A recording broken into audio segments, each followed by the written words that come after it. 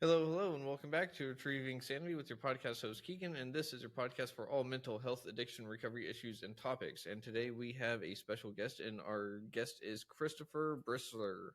Birstler. Sorry about that. Yes, it's fine, no worries. How are you doing today? Doing quite well, thank you. Appreciate you having me. Of course, happy to have you on.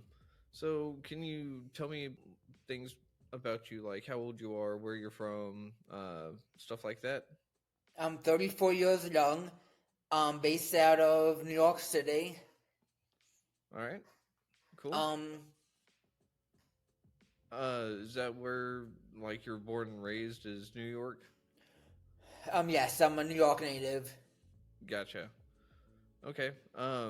So, uh, what has your story in life been like so far? Definitely some ups and downs, to say the least. Mm-hmm. I've dealt with a lot of trauma and adversity between dealing with abuse in the past, as well as numerous suicide attempts and just being mistreated by organizations and professionals who are in place to help, but Mm-hmm. end up doing the opposite. But it is because of all of that mistrust and mistreatment that I have emerged into what I consider a super advocate, Okay. which led to me just going all in with advocacy. Like, I have a job advocating for the developmentally disabled in my Okay. state. I have a nonprofit to support victims of crime and service providers. And I'm just getting out there with speaking and with the book and everything Uh huh. and studying for social work. So just Oh wow. because things may be very challenging and folks may not see a way out, that does not mean there isn't a way out, because there absolutely is. You just need to believe it for it to happen. Mm-hmm. Um. Yeah, you're absolutely right. I 100% agree with you. You have to believe in it to happen. You have to keep pushing through no matter what. And it sounds like you have quite the story.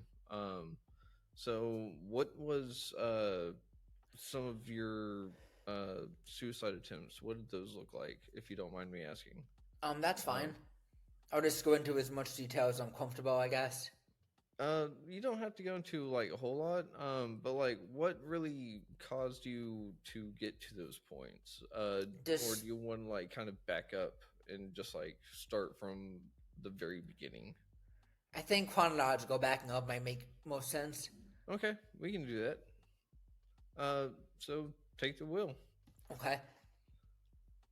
It started during COVID when I didn't have full access to the treatment I was on and needed. So that led to me doing something very foolish that I do not recommend and never will.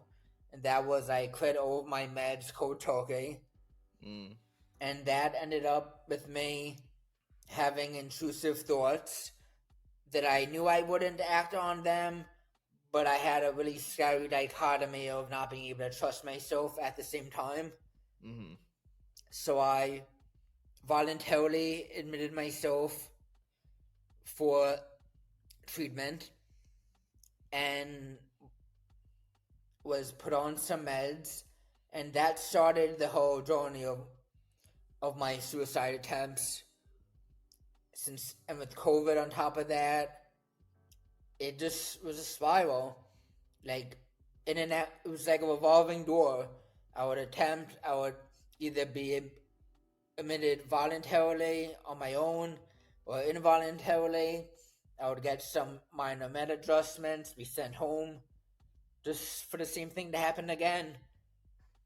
So after numerous instances of this vicious cycle, I had my last admission over a year ago, and I luckily had the knowledge that I had about myself and my body and the system to keep it kind of hush. Only reached out to a couple close friends who I could trust for advice.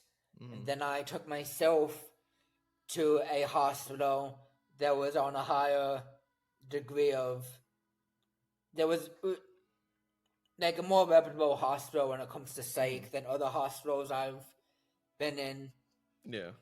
Now within my other, as opposed to other hospitals that I didn't have control over being at. And that started my path to being where I am now. Like, and it was hopelessness and just not feeling the self-love that I have now. And just thinking I was a failure, thinking I wasn't where I wanted to be and needed to be in life. And comparing myself to my close friends and family who were further along in life.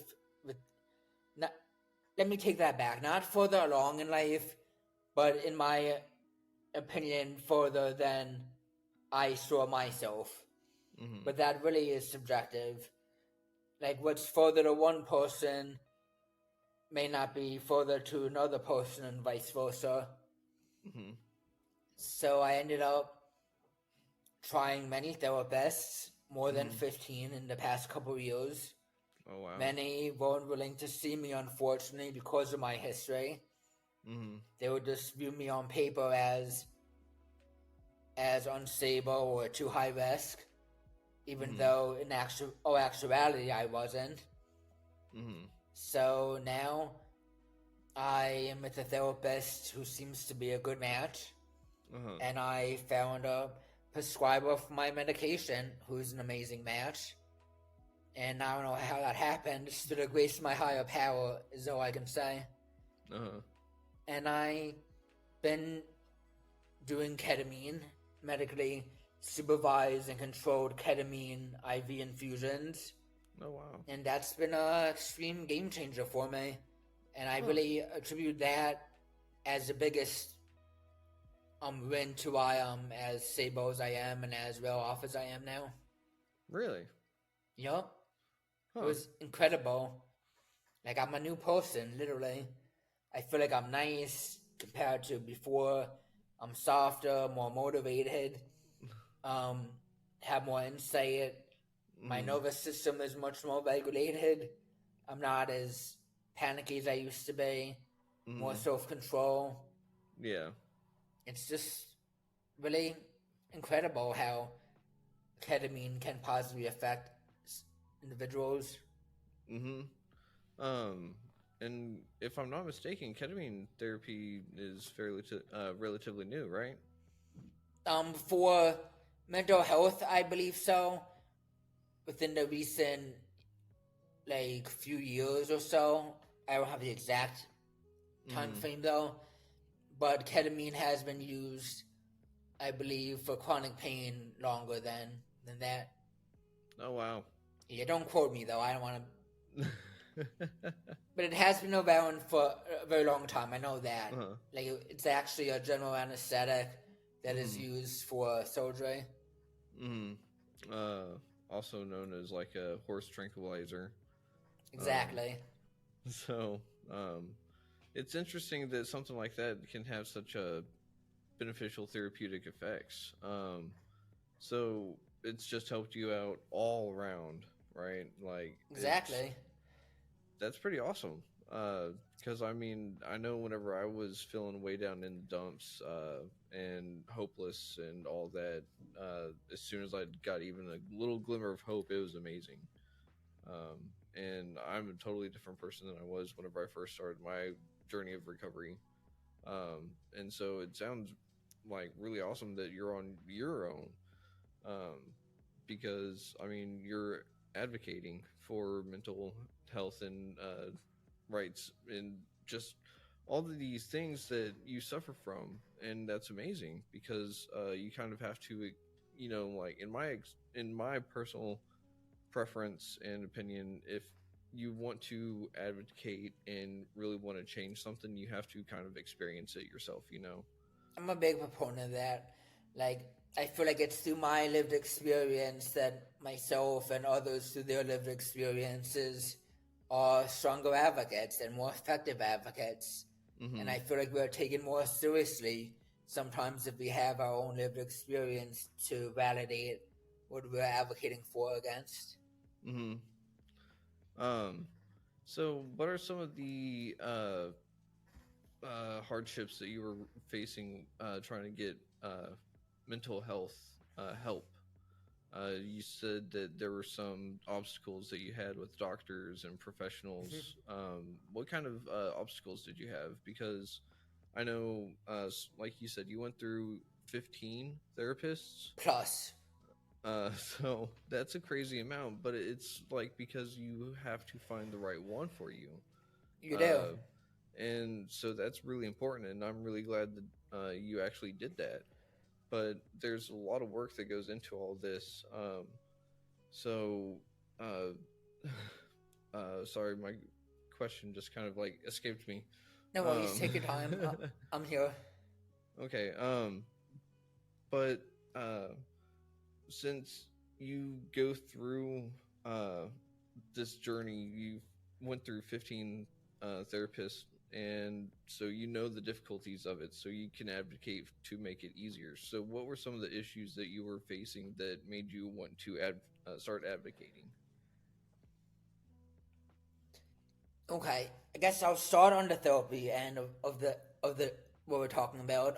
Okay.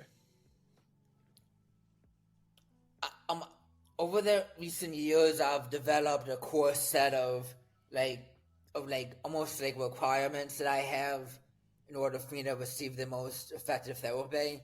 Mm-hmm.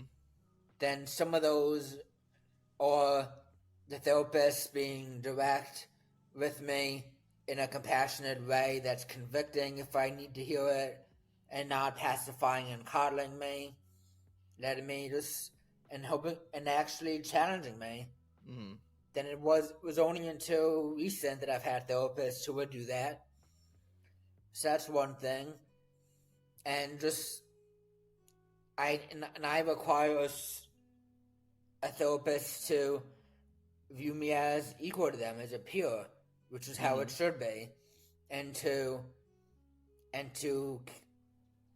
help and to conduct the therapy in a way that puts the power back onto me, the client, Mm-hmm.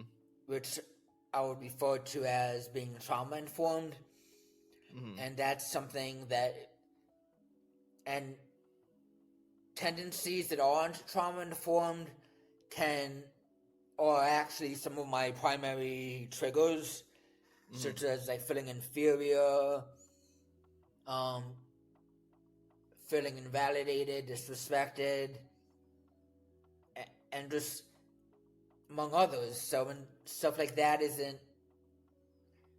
understood or honored, which it should be by default of somebody just being a therapist and a human for that sake, it can it's caused me to get to the point where I sometimes end the therapeutic relationship if it hasn't been done already by them because of my Mm-hmm. own history, like we were saying, or because of me just getting a little bit agitated and they just don't want to see the whole picture, which has Mm-hmm. happened on numerous occasions. Mm-hmm. Where I'm canceled by therapists for going off on them when they were the one who brought on the issue. Mm-hmm. Okay. Hope that And answered your question. a little bit, yeah. And so earlier you had said that on paper, you on it was saying that you were unstable, quote unquote. That's how I Um, appeared on paper. yeah, and so that's not anywhere near the truth. And that's one of the things that we have to deal with in mental health. They don't really take a look at, say, they can't get a look inside of our head, and they can't follow us around 24/7. They Um, can't, but they should at least, you would think they would at least view us from a person centered lens and mhm. take what we say more credible than what's on paper. Because at Yeah. the end of the day, we're our own best advocate. We know ourselves best. Mm-hmm. Yeah, and it just sucks that we have to fight this history of mental health that just has a stigma on there that if you have anything wrong with you, then you're like different, you're wrong, and it makes a lot of people not even want to seek mental health or help. Like if you're facing suicide ideations, it makes a lot of people go like, I don't want to talk about it. But I'm sure that you found that talking about it, getting it off your chest, like you said, is quite effective. Am I It right? is, but in the moments of my attempts, I didn't usually tell people. It was usually not until after, because I was so adamantly didn't want to be here. Mm-hmm. So it's trying to mitigate possibly getting help, somebody getting me help that I didn't want, that I felt would cause me more distress. Mm-hmm. So that's Um, just really scary, and that's something that we all as advocates need to be aware of, because and try to see the signs of people now having ideations, because it's people like me who did it quietly who really need to be looked after more than the people who are saying out loud, I'm gonna do it, kind of thing. mm-hmm. Yeah. Um, it's suicide is quiet. Definitely sneaks up on people, and I've had to fight it for years at suicide ideation, and it sucks. But I know earlier you had also said that you had voluntarily checked yourself into mental health. Correct, Uh, on multiple occasions. yeah, and that takes a lot of strength right there. It takes a lot of vulnerability and honesty to be able to sit there and say like, "Hey, I need help." Like, so kudos to you. I'm glad Thank that you. you're still here. Yeah, Thank you. I appreciate it. Glad we're still here as well. Glad we're here talking right now. yeah, it's awesome, and I can't wait to hear about the great things that you advocate for, because the more that you fight for it, the more that it gets spread around, and the more that it's going to help people, right? Um, Correct. The more we use our voice, the more we use our platform, the more we mhm. speak up and out against what's needed, the closer Yep, to change and victory we get. yep. So what are some of the things that you think need to happen in mental health to really help affect the best change? Quite a few. Okay. Now, I think one big one is we need major reform when it comes to psychiatric care on the inpatient, outpatient, and community-based levels. Mm-hmm. Um, I've noticed. I've also been on medical units in hospitals as well as Mm-hmm. psychiatric, and the discrepancies of, I mean, the care is totally different for the Mm-hmm. negative, in favor for the negative. For example, on a medical unit, like they offered me this medication to help with like a common like GI issue that happens in hospitals. They Mm-hmm. often give this med kind of automatically, but Mm-hmm. I refused it and was even encouraged to refuse it if I didn't need it. Mm-hmm. But then when I was transferred to the voluntary psychiatric unit, oh, I'm refusing. I'm not being compliant, and Mm-hmm. that is where one way. That's one area of just total disregard for the patient Mm-hmm. and the patient's rights and autonomy. Because as a patient, even on a psych unit, we have the right, within reason and within parameters, to direct our care and to refuse something, the treatment or medication that we're not comfortable with. But I think one of the main things that needs to happen is having that same level of control on a medical unit instituted on psychiatric units, then having actual advocates on the units from an external organization coming in Mm-hmm. regularly to check in on the patients and to hold the staff accountable. Mm-hmm. And I would say we need to decriminalize the psychiatric inpatient experience as well. It's way too criminalized with how it's with the features and how it and how our civil rights are basically Mm-hmm. deprived, close to what it's like in jail on some of these units.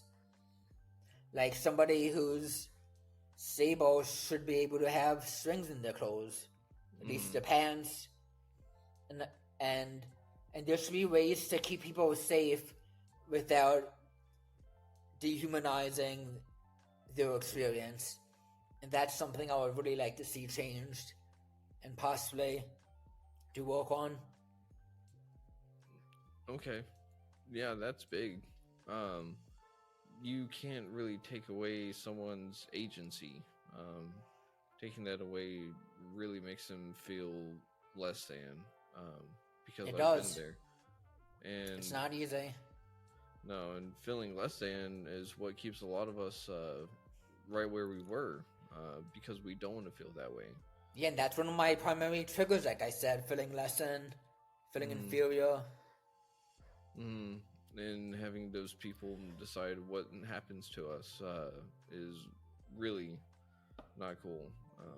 It's Because not. like you said, if you're stable, there's nothing that really shouldn't be done, because your rights as a patient means that you have your own agency, your own autonomy. If you, Exactly. like you said, if you don't want to receive medication, they can't force it upon you, and so on and so forth. But Like, they try to, and some places they do. They find a way to do it, even though I would question the ethicality and almost the legalities of how they go about that in some situations. yeah, um, I'm sure they got something in the paperwork hidden somewhere. Probably, and they But probably don't give it to you. They probably just possibly like sign it on your behalf, claiming that you're not in the frame of mind to sign it, but it might mm-hmm, still say stuff like about treatment. yeah. But I think that's why it's a wonderful idea that you're talking about, having third party advocates come in and check on the patients. It's someone that's not associated with the hospital, Correct, or. because I found that the advocates that hospitals have are almost always in favor of the staff, even when the staff is breaking the law Mm-hmm, or causing issues that are deprive us of our liberties as humans. yeah. And that's what sucks, because money talks a lot of power. It does. And that's where a lot of that power comes into play in the mental health field, because you already have fear that keeps people away from seeking it in the first place, and then whenever you do get it and then you find out that you're less than, it really makes you not want to go back or tell everyone else, like, yo, this is not cool. um, Like I and can't even imagine myself going back. If mm-hmm, I need to at some point, I will. But I really can't see myself going for that. Like at this point, yeah, and uh, if I do, I think I would probably want to come up with a different game plan. Like mm-hmm, I would probably take medical leave from my job and mm-hmm, maybe do an intense outpatient program, or or maybe even check myself in somewhere that's different than a traditional hospital. mm-hmm, Or maybe I'll just take myself on maybe a little 3, 4, 5 day trip. Maybe find a way to support a loved one or friend to just take a few days with me. So mm-hmm, there definitely are options that I can think of, like I just mentioned, that could help me in place of having to be hospitalized if it gets to that point. Now that I have more awareness mm-hmm, and self control, yeah. and that's the And point I want to see all the listeners at mm-hmm, if they're not there already. yeah, and that's really awesome that you're at that point where you can do that, because it takes a lot to get there, and it takes a lot of self-awareness, and that is one of the hardest things to overcome and really get a grasp of, in my opinion. Because for me, my mental health and the way society frames it whenever I was growing up is that there's something going on. Like, no, there's not. Like, ignore it, it'll go away. Or if I show it, then it's like, oh, hey, like, there's something wrong with you, go away. You know? Then men and mental health, that's a real concern of mine as well. Mm-hmm. Like, just how men are societally groomed to not show emotion Mm-hmm. and not express the need for help. And that's something I want to break that barrier down as well. Yep. Same here. I have a saying, not my saying, but something I've heard that I subscribe to, and that's real men cry. Yep. And I truly feel that way. If I see a man cry when I'm out and about, it makes me happy and proud to be a man. Like, I give a lot of credit to that person in my heart and mind. Mm-hmm. Because it takes a lot to be able to cry, especially if you're out in public. And I mean, I don't know about you, but there have been multiple times I've shamed myself into stopping crying, even whenever I'm alone, because I've controlled it too. Mm-hmm. Like when I had a family member who was passing away, so I controlled my emotions while I was at their bedside and with my other family member, so I wouldn't upset them either. Mm-hmm. But that happened subconsciously. I just subconsciously controlled myself. Mm-hmm. It just proves how intricate the mind is. Mm-hmm. And I don't think society really does focus on men's mental health that much. Not as much as they need to. Yeah, it's really plight on our society at the moment. Because, I mean, so many people end up taking their own life at some point every single year. And the majority of them are men. And it's usually, like I said before, suicide is a silent enemy. Like, it sneaks up on people. Silent killers or silent epidemic. Mm-hmm. And so there are signs and that people exhibit whenever they're on that precipice, whenever they're on that ledge. And I think if like people in general knew those signs, it might help people catch them a little bit faster, don't you think? I think it would. That reminds me, September is actually National Suicide Prevention Month. Oh, is it really? Yeah, I saw an ad on. I saw a graphic on Facebook shortly before he got on today. Oh, well, there we go. Perfect timing, right? Nothing by coincidence. Yep. Speaking of that, do you know the number for the suicide prevention hotline? Yes, 988, and that's a nationwide number. You can text, call, or you can text or dial 988 24/7 365. And you can also go online and chat on the computer as well with them.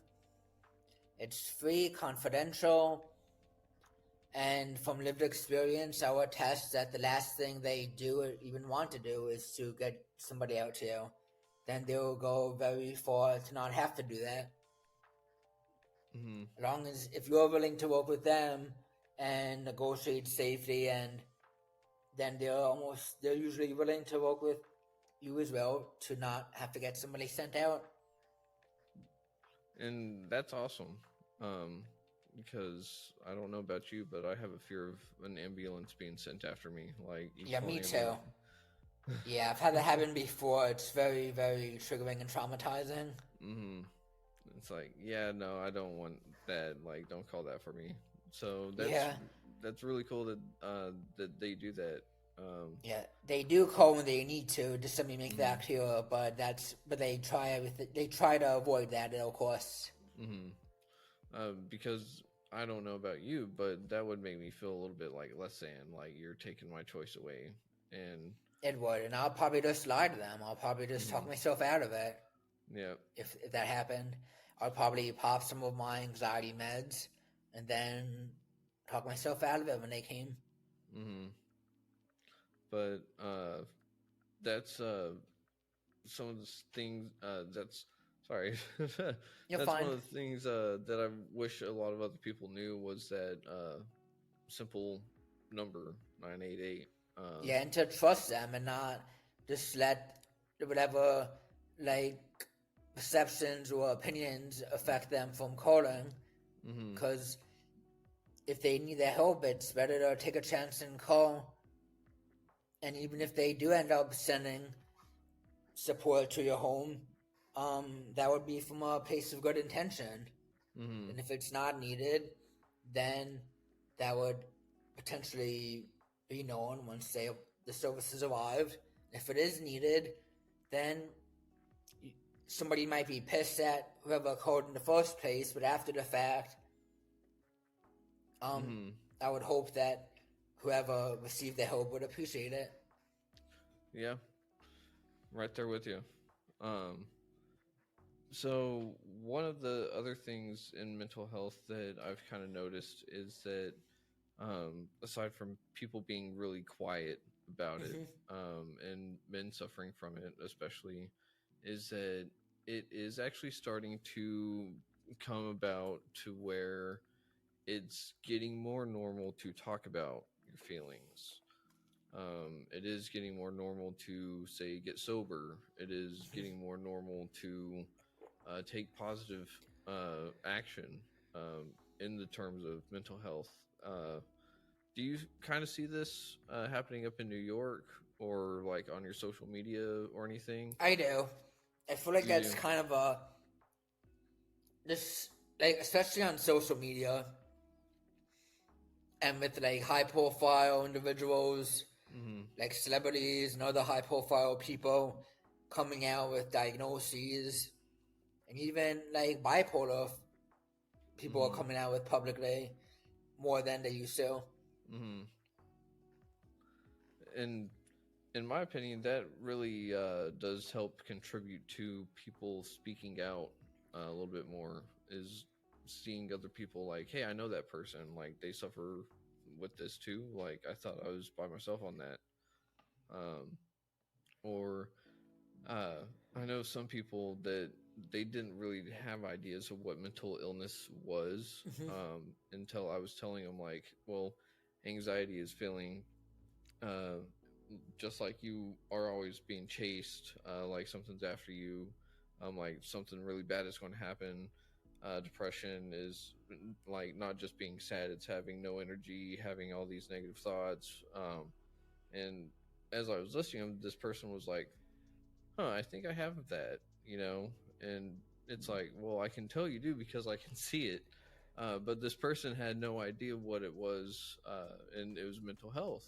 And that showed me that a lot of people don't know what mental health is.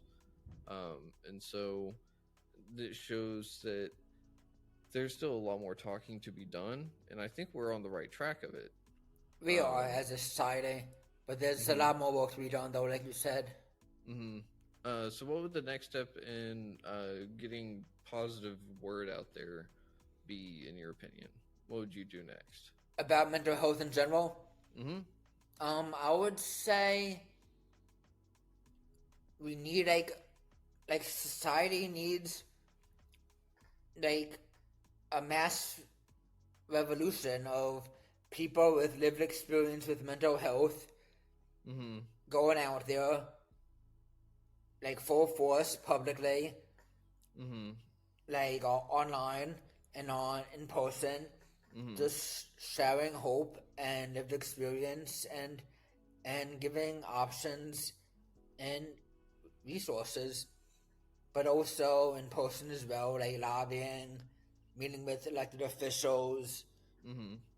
going to like high level meetings and events to just, even if it's just to have a sit in with like a t shirt on that says, I am a survivor, or I am a advocate who's been through this or that. Mm-hmm. And I think the people who need to experience those with mental health the most are elected officials and people Mm-hmm. in high level decision making capacities, especially when Mm-hmm. it comes to legislative matters. Mm-hmm. Because in order to reform the psychiatric house setting, like I was mentioning before, Mm-hmm. we needs need to deal with those Mm-hmm. high up, unfortunately. Yeah. Unfortunately, I like how you said that. Because it Because is really unfortunate. Because if we could just do it ourselves as advocates, it would have been done probably, I don't even know how long ago. It would have been done quite a while back. 50, 60, 70 years. Because really, the fight on mental health hasn't been that long. Um, I think it was and around the late 70s it started mm-hmm, with the closing um, of inhumane institutions and forming the person-centered movement. mm-hmm. So it's still a relatively young fight. And like you said, it's unfortunate that we have to get to that high level of bureaucracy, really, right? Because it does take a lot of voice power. It does take a lot of signatures. It takes a lot of spotlight And let me attention. just add, without going Mm-hmm. into my specific views, like the power of the ballot as well, I just want to preface. There's Mm-hmm. power in the ballot. Like I encourage the folks that are listening to think carefully, like when it comes to the ballot, because you don't want to go backwards, you want to go forwards. I'll just Mm-hmm. leave my political band there. No, you're fine. Because I 100% agree. There's definitely some people that are going to be good for mental health, Mhm. and then there are some people that are going to either not be good or be the exact opposite of. And I'm not really a fan of the latter. So I'd rather be with the party that actually helps out mental health, um, because we need all the help that we can get. Uh, We do. We need a lot of help as a country and as humanity. mm-hmm. Because it's one of those things that it's like it's just another way that people like to sit there and say there's something different, there's something wrong with you. Whenever really it's like there's nothing wrong or different necessarily. Different, maybe, sure, I'll give credit on that word because that's true. It is different. It's not the exact same, but to treat as different is where it's wrong. I Um, definitely agree. Like you can meet somebody where they are with their care and treatment, mhm, even if that means approaching them differently or different strategies, but that needs to be done in a way that doesn't dehumanize them or belittle mhm. them, degrade them. Yeah, and I think that we do that a lot to ourselves too. And that's where this whole weird loop starts coming into play. And then that's where people like you and I are coming in and we're helping to break that for some people, um, whether we hear about it or not. And I think that's a beautiful part in all of this. Like, I don't know how many people are going to hear this and be like, oh, hey, I'm going to remember 988, next time I'm in If one trouble. person hears this and is impacted even slightly, that's that's more than enough for me. Yep, exactly. And I don't remember how many listeners we got on the air, but this is going on the radio. So, I mean, you never know how many people are going to remember that 3-digit number now. How many people are going to You're right. That remember? 3-digit number is a lifesaver, literally. It saved Yep. my life multiple times. So, Like quite multiple. Like not. I mean, it's that 3-digit number has saved my life many times. I should say. well, I'm grateful that it has because, like you said before, we're here talking. Hmm. Um, so, it is a life saving number. It's great. But it does take the people like us to start breaking that loop. It's kind of like a uh, putting Mentos in Coke, having that cataclysmic eruption. It's got to start somewhere, right? And eventually, we're going to have enough people and enough voices to sit there and tell them, like, "Hey, this isn't right. Like, you treat us wrong here." We're then not. you're further causing us to go down the wrong direction. Mm-hmm. And it's sad because mental health is one of the last ones, like in the status of health in general. Mental health Mm-hmm. seems to be the one that is like right at the end of everything in terms of like people wanting to work on it, progress it. Um, I and would I think it, say under individuals and on a greater level, I would say. mhm, same. And I think that it's because we can't see it, We right? can't. It's often a silent struggle, oftentimes. Mm-hmm. And so we do a good job at sitting there and telling ourselves, well, I'm thinking or I'm feeling this. This is wrong, or I shouldn't be feeling or thinking this. So I'm different. So that means that I have to live by a different set of rules. Whenever But really that, different is a superpower, and uh not huh. any two people in society are identical. Mm-hmm. And I think that's important for the listeners to hear, and I'll say it again. No two people in society are identical, Mm-hmm. not even 10% identical, or Not not even. even 5%, 1%. Mm-hmm. Uh, so I do have to agree with you that different is a superpower, but what's your take on different as a superpower? Why is it? First off, like nobody is the same if you want to get from a human biological level.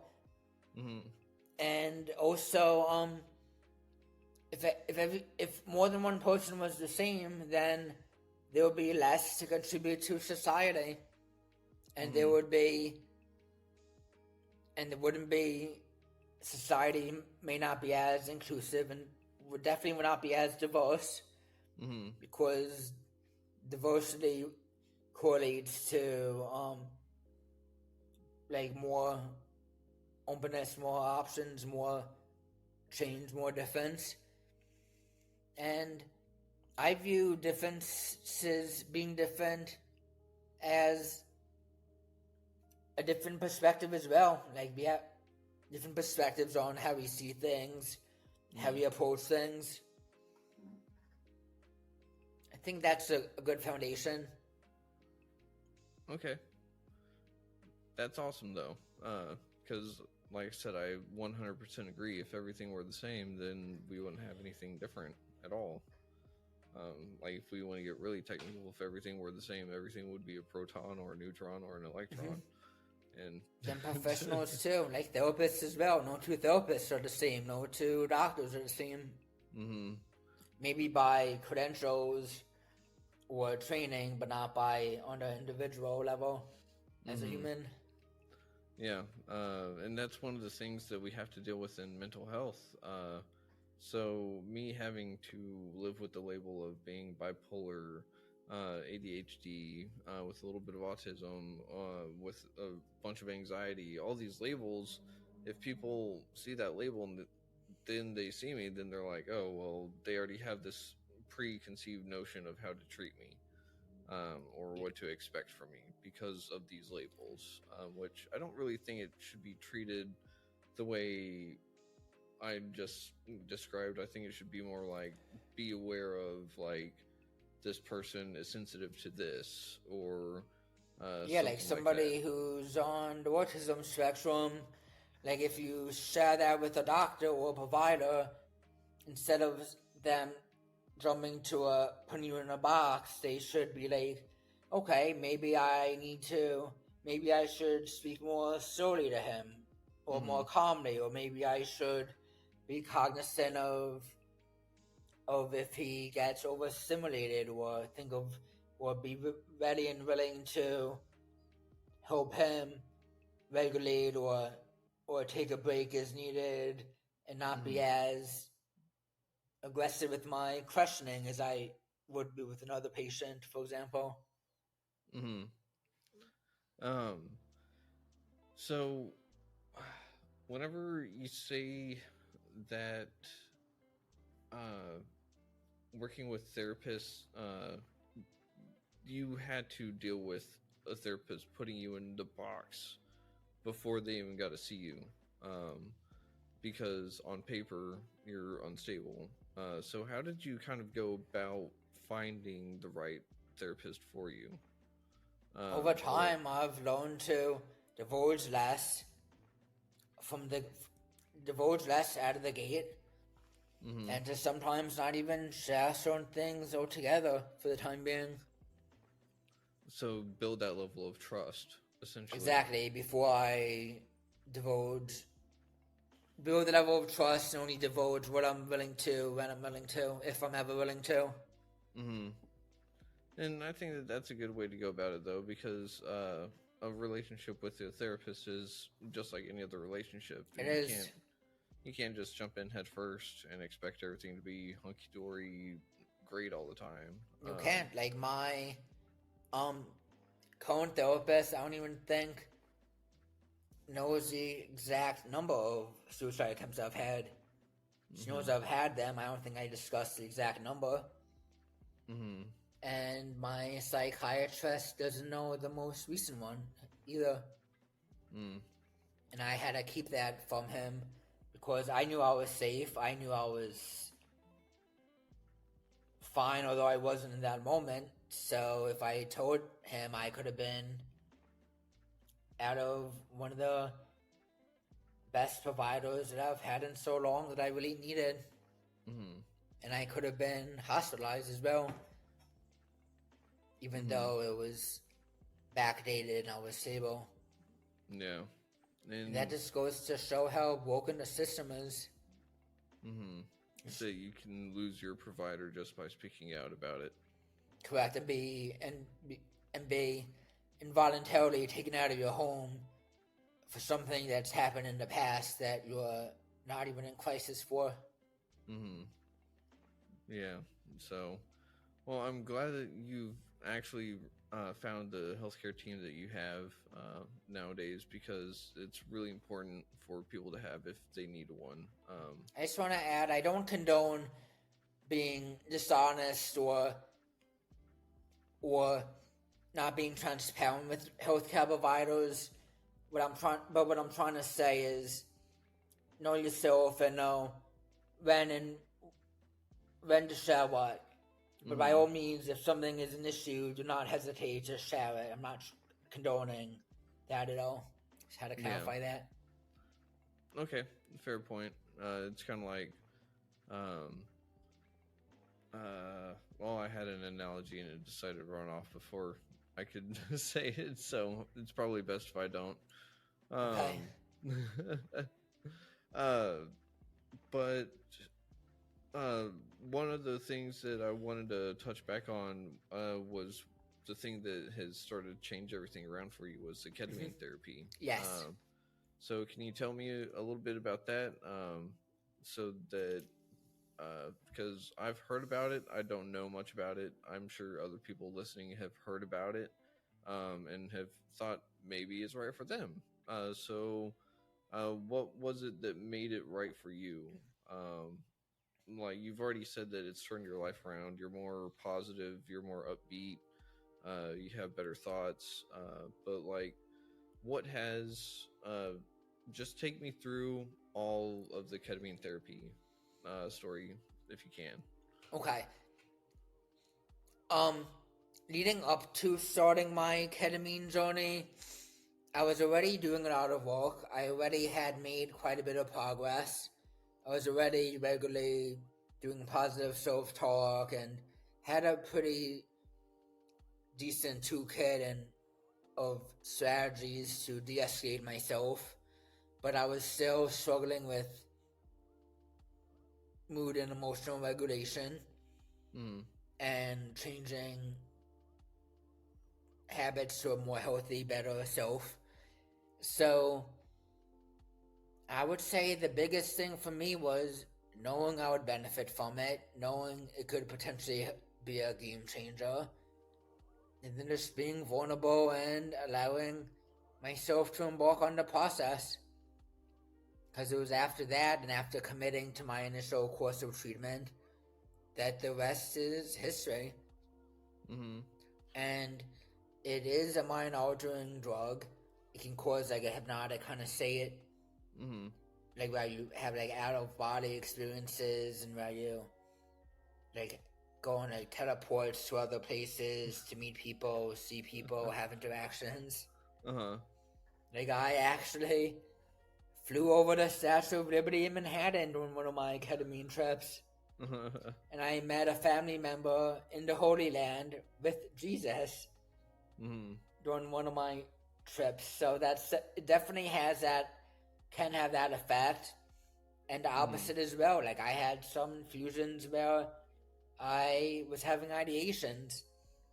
Mm-hmm. But what's I find most fascinating is a bad experience does not equate to less desirable outcomes.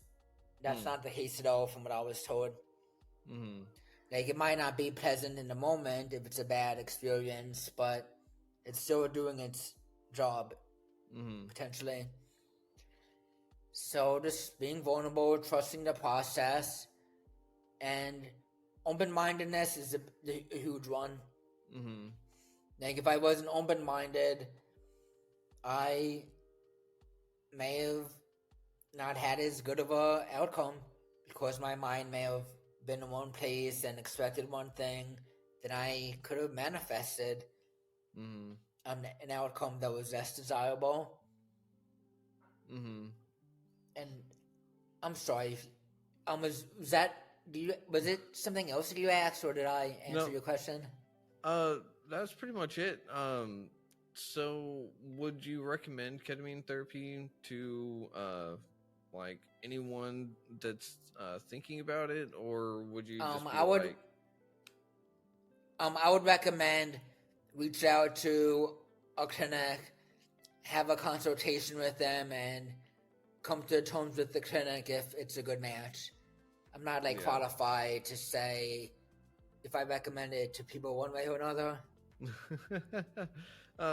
what you can say is that it has helped you.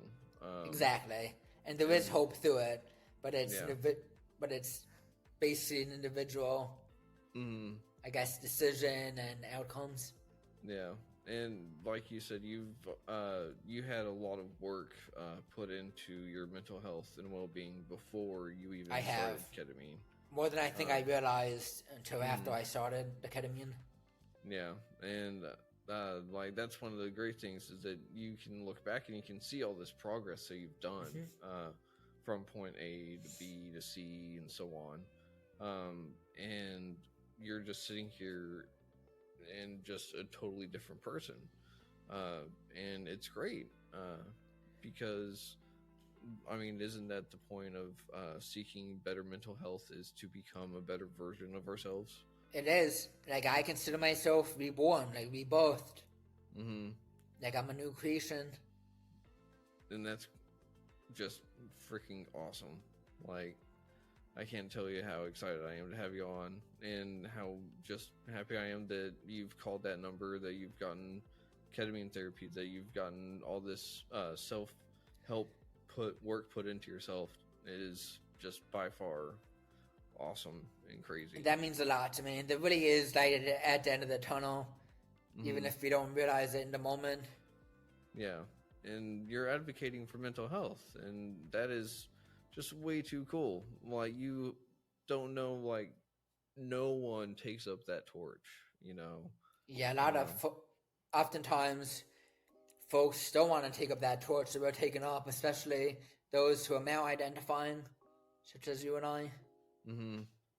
So I'm glad to have met another torchbearer in this adventure, because likewise, it is a little lonely sometimes because we do advocate for things that a lot of people aren't very behind, or it's not a very popular subject, but it means a lot to us.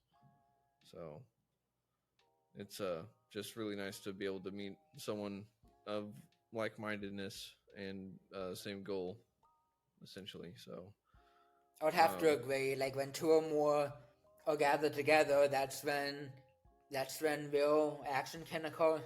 And two or more of us who are passionate about the same cause or push the same agenda or gather together, then bigger and better things happen. Like Yep.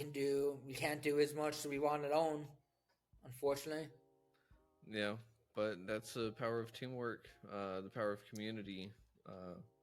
Like you said, the power of friendship, the power of family, all that. So, And community is so important, especially for mental health. it really is. So here on Retrieving Sanity, we like to have our guests on more than once, whenever we have time, so we can do a little bit of a check-in, see how you've been doing, see what life has treated you with, whether it be good, bad, a little bit of both. See how your perspective on life and things have changed and all that. If you're willing to come back on, of course. I'm more than willing to. That'll be a delay. Awesome. And just for our listeners, again, one more time, what was that number? 988. You can text or dial 988 24/7 365 for free, confidential, in the moment crisis support by a trained crisis counselor. Thank you again, Christopher. So if people need to reach out and get a hold of you, how can they do that? Folks may call or text me at 718-883-0004, and I would be more than happy to connect to this if folks need brief support or resources, or if folks would like to discuss ways to partner with me and my nonprofit to support those in need. And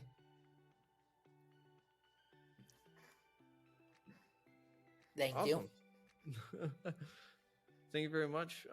So if y'all need any help with mental health or anything, if y'all need Christopher for whatever reason, y'all can always check this episode out on retrievingsanity.com or retrievingsanity.podbean.com. So, and if we have any links that we can throw in for Christopher, we'll do so on those website links. So, thank you very much, Christopher. It has been an absolute pleasure talking to you, and I look forward to speaking to you again soon. Thank you, Keegan. Yep, you have a wonderful rest of your day, safe journey, and much love and blessings to you. Thank you. Same to you. Alrighty, that's all the time that we have. I'll see you next time. Bye. Bye.